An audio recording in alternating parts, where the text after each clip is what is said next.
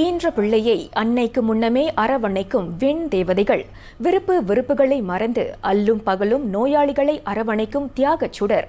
இவ்வாறு தாதியர்களின் அர்ப்பணிப்புகளை நினைவு கூர்ந்து அவர்களின் சேவைக்கு நன்றி பாராட்டும் விதமாக ஆண்டுதோறும் மே 12ஆம் தேதி உலக தாதியர் தினம் கொண்டாடப்படுகிறது.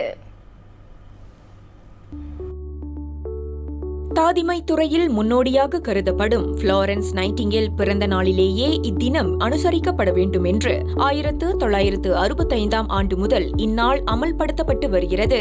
சுய விருப்பத்தோடு இச்சேவை துறையில் கால் பதித்து ஒவ்வொரு நாளும் புதிய அனுபவங்கள் மற்றும் நோயாளிகளோடு பயணிக்கும் சில தாதியர்கள் தங்களின் உள்ளுணர்வை பர்னாமா தமிழ் செய்திகளுடன் பகிர்ந்து கொண்டனர்.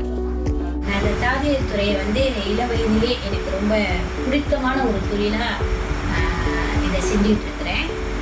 ஏன் இதை ஒன்றே இந்த வேலையில் நம்ம மனதைரியம் இருக்கணும், இன்னொன்று ஒரு பொறுமையாக இருந்தால் தான் இந்த வேலையை நம்ம செய்ய முடியும். அதுபோல் வர்ற பேஷண்ட்களை நாங்கள் எங்கள் குடும்ப உறுப்பினராக நினைத்து அவங்களுக்கு சேவைகளை செஞ்சிட்ருக்கிறோம். பேஷண்ட்ஸ் ஹேண்டில் பண்ணிடலாம், ஆனால் அவங்க ரிலேட்டிவ் ஹேண்டில் பண்ணுறது கொஞ்சம் கஷ்டமாக இருக்கும் எங்களுக்கு. பாவம் அதில் நம்ம தப்புன்னு சொல்ல முடியாது. அவங்க மெடிக்கல் அணியில் அவங்களுக்கு புரியாது சில விஷயங்கள். ஸோ பேஷண்ட் வேறு நர்ஸ் வேறு அம்மாவா இல்லையா, அவங்களுக்கும் சில விஷயங்கள் புரியாது, என்சைட்டிங் ஆவாங்க. அதை நம்ம பொறுமையாக போய் எல்லாத்தையும் ஹேண்டில் பண்ணுறது நம்ம கொஞ்சம் கஷ்டம் சொல்ல முடியாது, ஒரு சவால் தான். ஆனால் அதை நம்ம விரும்பி தான் செய்கிறோம். நம்மளும் இது லேர்னிங் ஃபார் ப்ராசஸ் தான். ஒவ்வொரு பேஷண்ட் ஒவ்வொரு மாதிரி நம்ம லேர்ன் பண்ணிட்டு தான் இருக்கோம். நர்ஸோட செய்கிறது அவங்க சாதாரண விஷயம் இல்லை, அதுக்கு தனி திறமை வேணும். ஏன்னா சில பேர்த்துக்கு ரத்தத்தை பார்க்க முடியாது, ஒருத்தவங்க வாஷ்ரூம் போயிட்டு யூரின் இந்த மோஷன் போயிட்டு அதெல்லாம் நம்மளுக்கு கஷ்டமாக இருக்குன்னு வந்துடுவாங்க. அதெல்லாம் நம்ம எக்ஸப்ட் பண்ணிக்கிட்டு ஒரு பேஷண்ட்டை நம்மளோட பேரண்ட்ஸ் மாதிரி பார்த்துக்கிட்டு எனக்கு ரொம்ப பிடிக்கும். அதெல்லாம் நான் இந்த வேலையை நான் ரொம்ப விரும்பி ஒரு சேலஞ்சாக நான் செஞ்சுக்கிட்டு இருக்கேன்.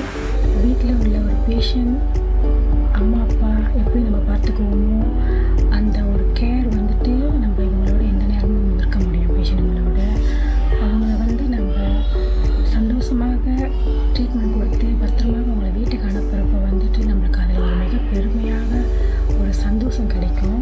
2012 இந்த துறையில இருந்து வேலை செய்கிறேன். நம்ம இப்போது முடியாதவங்களுக்கு உதவி செஞ்சாக்கா நாளைக்கு நம்மளை ஒரு நல்ல உள்ளம் பார்த்துக்குவாங்கன்னு அப்போது எனக்கு ஒரு நம்பிக்கை. அதனால் மனசார இந்த வேலையை நான் செய்கிறேன்.